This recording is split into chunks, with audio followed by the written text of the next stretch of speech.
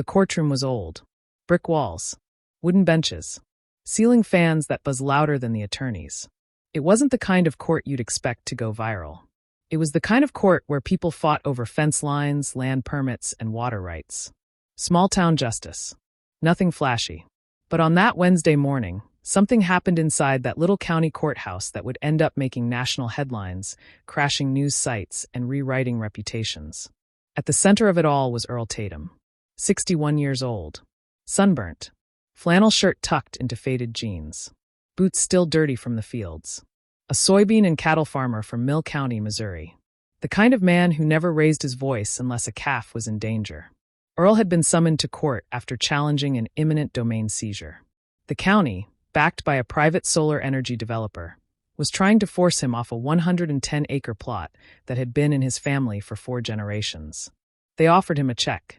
He tore it up. They said he was being uncooperative. He said he was defending his father's land. Now Earl stood in court representing himself. No fancy lawyer. Just him, a file folder, and his old farm hat resting on the table. Presiding over the case was Judge Caroline Drexler. 47, sharp suit, sharper tongue. Known for her blunt opinions and Ivy League pedigree. Her courtroom was orderly, civil, and deeply allergic to what she called rural drama. Earl began his statement slowly, with his thick Midwest drawl. Your Honor, I don't speak in lawyer talk, but I know what's right. That land fed 3 generations of babies, and it ain't for sale to no panel of. Judge Drexler raised a hand, smirked, then turned toward the court stenographer. And she laughed. Not a polite chuckle. A full laugh. Sharp and dismissive as she leaned back in her chair and said, loud enough for the whole courtroom to hear. My goodness. I can't decide if I'm presiding over a case or judging the county fair pig calling contest. The room gasped. The bailiff looked stunned. A reporter in the back nearly dropped his pen. Earl just stood there. Quiet. Unmoving. Face unreadable. And then, slowly, he picked up a single sheet of paper from his folder, walked to the podium, laid it down. Your Honor, he said calmly, before you go on laughing at my voice, you might want to read what your great-granddaddy wrote in 1931. The courtroom froze. The judge blinked. What did you just say? Earl didn't raise his voice. But what he was about to say would shake her bench to the foundation. Judge Drexler stared at the old, yellowed paper now sitting on her bench. It wasn't typed. It wasn't formatted like a legal brief. It was a letter, handwritten, sealed inside a clear protective sleeve with an old Missouri state emblem stamped in the corner. Earl Tatum didn't flinch. Go ahead, he said quietly, with all the strength of a man who didn't come to court looking for pity, just truth.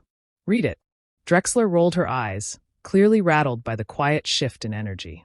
She slipped on her reading glasses, exhaled dramatically, and read aloud. October 12, 1931. To the citizens of Mill County.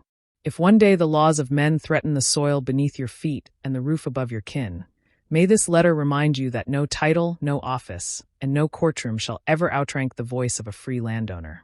Judge Thaddeus Drexler, Circuit Court of Mill County. Dead silence. You could hear the floor creak beneath the gallery seats. Judge Drexler's face went pale. Thaddeus Drexler, her own great-grandfather, had once presided in this very same courtroom. A man revered locally for standing against federal pressure during the Great Depression, when farmers were being run off their land to make way for public works. And now, nearly a century later, his own descendant had mocked a farmer for speaking with the same rural conviction that Thaddeus once immortalized in writing. Earl stepped forward. My granddaddy helped him write that letter, he said. He was his court clerk.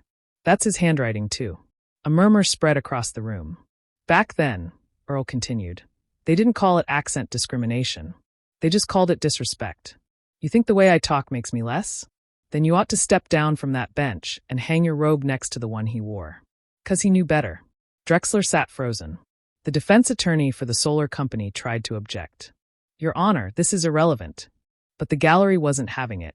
A Vietnam vet stood up in the back. A pair of high school students near the wall looked at each other, wide-eyed. Even the local reporter from the Mill County Gazette had his phone out, whispering into it.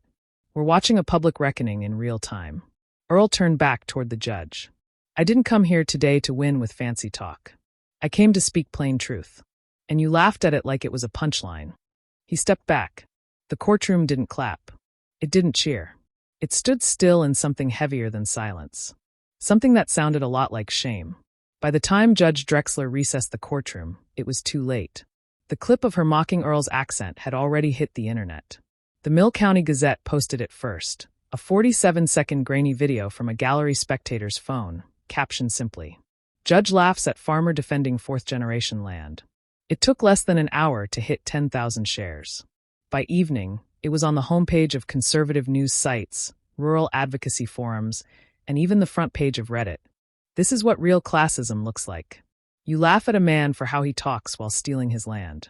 Her great-grandfather would be spinning in his grave. The backlash was fast and personal. A petition calling for Judge Drexler's recusal from the case hit 200,000 signatures overnight. Farmers from across the Midwest began posting videos in solidarity using the tag #IStandWithEarl. One woman in Nebraska, wearing muddy boots and holding a child on her hip, said, "I don't care if a man uses perfect grammar or spits sunflower seeds while he talks. If he's defending his land, you shut up and listen." Even mainstream media jumped in. A local news anchor in St. Louis opened the evening segment with a clip of Judge Drexler's smirk, followed by Earl's calm response. The anchor said, "This isn't just about farmland anymore. This is about dignity and who we decide deserves a voice." Meanwhile, Earl sat quietly in his kitchen. No Twitter, no TikTok, just the glow of a weather TV. His wife May fixing biscuits behind him. "I didn't ask for any of this," he said, sipping black coffee. "I just didn't want to be laughed at in my own county." May placed a hand on his shoulder. "You weren't," she said softly. "You were heard." Back in town, the courthouse phone rang nonstop, and Judge Drexler. She didn't come in the next morning. Her chamber stayed locked, her email went dark. Because while she had tried to reduce a man to a stereotype, he'd held up her own family's legacy like a mirror. And the whole country was watching what that mirror showed. By Friday morning, I Stand With Earl had cracked the national trending charts. Cable news booked farm economists and rural community leaders. Local morning shows replayed Earl's line about, "Hang your robe next to the one he wore." Even comedians started weighing in. One late-night host said, "Imagine mocking a man defending his land while sitting in a chair his granddaddy's friend built. You can't make this up." But Earl Tatum wasn't watching any of it. He was in the barn feeding calves, replacing a gate hinge, fixing a broken fan motor. "Press ain't going to milk the cows," he muttered when a news crew knocked at his fence. Meanwhile, legal analysts were poring over Judge Drexler's past rulings. A pattern emerged.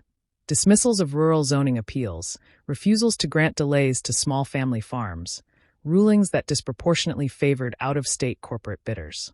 And suddenly, the case wasn't just about Earl's land. It became about everyone's. Local landowners started speaking out. Farmers filed affidavits.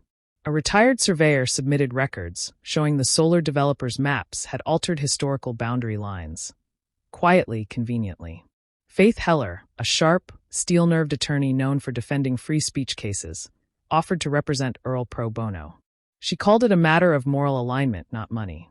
When she met Earl at his farmhouse, he was polite, skeptical, and direct. "I don't want speeches. I want to keep the dirt my daddy died plowing." Faith replied, "Then we won't beg for it. We'll prove it was never theirs to take." That day she filed an emergency motion demanding Judge Drexler's removal from the case due to demonstrated bias and public misconduct. Included in the motion, a still frame of Drexler midlaugh and a copy of the 1931 letter, now verified as authentic by the Missouri State Archives. Court was set to reconvene Monday, and everyone knew it would either be a moment of quiet correction or national spectacle. Earl didn't care which. He wasn't after fame. He was after his fence line. Monday morning came like a thunderhead. Before the courthouse doors even opened, a line had formed around the block. Farmers in overalls stood beside lawyers in suits. News vans filled every corner of the square. Some had driven hundreds of miles, not for Earl's name, but for what he represented, a voice they'd been told didn't matter. Inside the courtroom, something was different. Gone was the smirk, gone was the mocking tone. Judge Caroline Drexler entered, not to the quiet dignity of her bench, but to a room so still it felt electric. She adjusted her robe with trembling hands. She tried to speak firmly. "Court is now in session," she said. But it sounded like an apology. At the defense table, the corporate attorney was pale and tight-jawed. At the plaintiff's table, Earl Tatum sat with Faith Heller beside him, calm, still wearing that old farm shirt with the sleeves buttoned at the wrist. The first order of business. Faith rose. Her voice was cold steel wrapped in respect. Your Honor, we move for your recusal based on documented bias, public misconduct, and irreparable loss of judicial neutrality. A hush. Drexler inhaled, slow, forced. On what grounds? Faith handed a file to the clerk. Exhibit A. Your comment comparing my client's voice to a pig calling contest. Exhibit B. Verified ancestral letter from Judge Thaddeus Drexler, entered into public record, undermining your conduct. Exhibit C. Over 312,000 signatures demanding a new hearing. Drexler tried to reply, tried to hold the robe of authority. This court does not yield to viral outrage. Faith didn't raise her voice. Then perhaps it will yield to the first code of judicial conduct. A judge shall act at all times in a manner that promotes public confidence in the integrity and impartiality of the judiciary. Gasps from the gallery. Reporters scribbled furiously. Then Earl stood. No speech prepared, no theatrics. He simply looked the judge in the eye and said, "You didn't just laugh at my accent, ma'am. You laughed at my father's hands, my grandfather's boots, my mother's table. You laughed at every man and woman who ever got dirt under their nails, so folks like you could sit in chairs like that." Silence. Drexler's gavel never dropped. She stood and left the bench, recused. Resigned from the case on the spot. The gallery didn't cheer. They stood because respect, once denied, had just walked back into the room. With Judge Drexler off the case, the courthouse reassigned the trial to a visiting federal judge from Kansas City, Judge Malcolm Trent. A quiet constitutionalist with zero appetite for drama and a reputation for respecting land rights, due process, and decorum that runs both ways.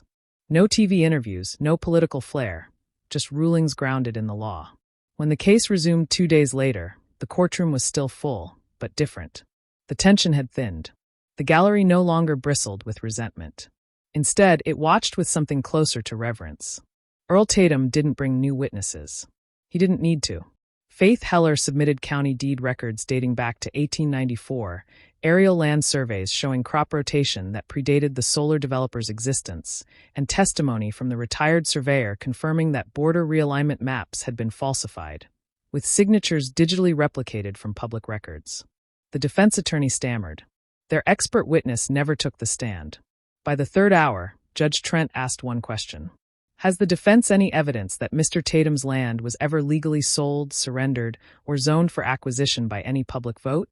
The attorney hesitated. No, Your Honor. Then why, the judge asked, was this case brought forward under eminent domain at all? No one answered. Because the answer was simple: greed. Disguised as progress, and it had underestimated the man in boots. Judge Trent's ruling was brief. The court recognizes Mr. Tatum's full legal claim to his 110 acres, declares all attempted claims invalid, and refers related documentation to the state attorney general for potential fraud investigation. That was it. No long monologue. No grand finale. Just a man keeping what was already his. But the crowd stood, not because he won land, but because he never gave up his dignity to do it. Outside the courthouse, reporters begged Earl for a statement. He gave one sentence. My family worked that soil when it was dry, flooded, and frozen. I wasn't about to hand it over just because someone in a tie asked pretty.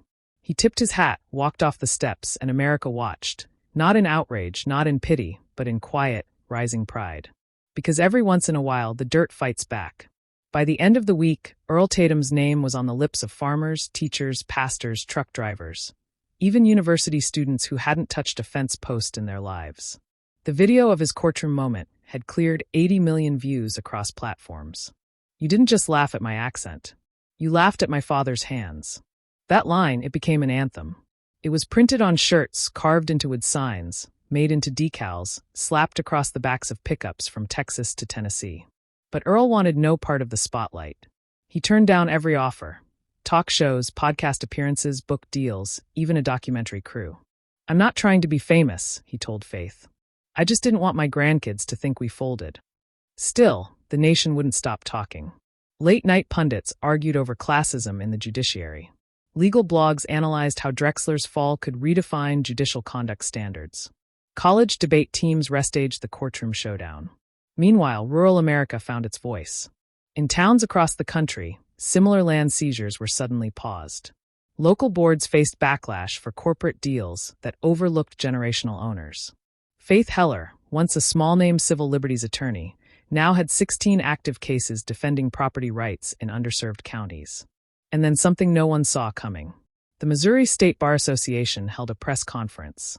They announced a formal review of judicial training programs statewide, prompted directly by Judge Drexler's conduct, which they now called a landmark example of implicit regional discrimination. They quoted the letter Earl had introduced in court, Judge Thaddeus Drexler's 1931 words, as a model of jurisprudential humility. And for the first time in Missouri's judicial history, they added that letter to the official continuing education curriculum for every new judge in the state. Because of Earl. Because of a sentence. Because of a moment where one man refused to apologize for the way he spoke or the dirt on his boots. Back at the farm, a new wooden sign was hammered into the fence near the road. It didn't say no trespassing. It didn't say private property. It just said, 4 generations fed from this ground. We're not moving. Earl never posed with it. He just stood beside it as the sun rose and smiled once, quietly, before going back to work. 2 weeks after the ruling, a history teacher in Mill County High School played the courtroom video for her civics class. Most of the students had seen it already. Some had watched it with their parents. But that morning, something different happened. One boy in the back of the room, quiet, known more for his worn boots than his grades, raised his hand and asked, "Why did the judge laugh at him? Was it really just the way he talked?" The room fell quiet. The teacher didn't answer right away. Instead, she walked to the whiteboard and wrote, "Power doesn't always fear intelligence. Sometimes it fears clarity." That clip of the classroom discussion went viral too. Soon, other schools across the country began incorporating the Tatum hearing into their civics curriculum as a case study on class bias, property rights, and public dignity. A school district in Kentucky invited Earl to speak. He declined, so they played his testimony in the gymnasium. Students stood after. A 5th-grade teacher in Oklahoma printed Earl's courtroom quote and taped it to her chalkboard. "You didn't just laugh at my accent. You laughed at everyone who made this country run before you had your first gavel." The Missouri Department of Education quietly created a teaching packet titled Voices from the Dirt. Why accent, heritage, and dignity still matter. And at the University of Missouri Law School, Faith Heller was invited to lecture.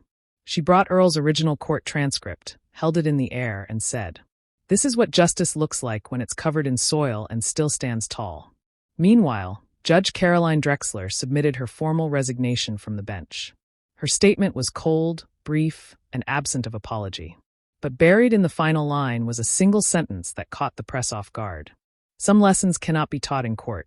They are delivered in silence from the witness stand of humility. She would never work in law again. But Earl, he never stopped. Didn't slow down. Just fixed fences, fed cattle, and let the rest of the country remember something it had nearly forgotten. Respect doesn't wear robes. It wears calluses. Fall came early that year. The leaves turned quicker than usual, and harvest season stretched longer than expected. But Earl Tatum didn't mind. He was too busy tending the land that almost got taken. The same field where his grandfather once dug fence lines by hand now bore a new post. Not for wire or boundary, but for something else entirely. An American flag. Not one bought off a store rack, but one stitched by his wife, May, using fabric from her father's Korean War uniform and her old 4-H pennant.